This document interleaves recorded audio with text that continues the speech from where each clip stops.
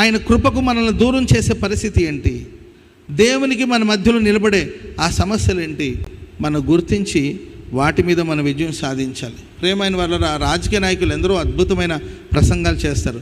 Motivation speakers చాలామంది ఉన్నారండి, అద్భుతమైన మోటివేషన్ ఇస్తారు. వాళ్ళు చెప్పే మాటలకి నరాలని జువ్వు అంటది. వెంటనే చదువులేని వాడు కూడా వెంటనే చదవాలని అనిపిస్తుంది. అర్థమైందండి? పొట్టోడు కూడా 6 అడుగులు ఎదిగిపోవచ్చేమో అని అనిపిస్తుంది. 150 కేజీ బరువులు ఉండేవాడు కూడా 65 కేజీలుగా మారిపోవచ్చేమో అనిపిస్తుంది. అట్లాంటి స్పీచ్ ఇస్తూ ఉంటారు. మీరేం కలవరపడద్దు, భయపడవద్దు, తగ్గడం పెద్ద విషయమేం కాదు. ఏంటండి, ఆకుకూరలు తినండి, ఏంటండి, ఆవులాగా అరవండి, ఏదో ఒకటి చెప్తారు.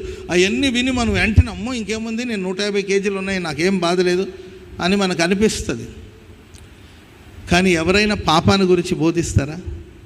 పాపం చెయ్యొద్దు, ఆజ్ఞ అతిక్రమమే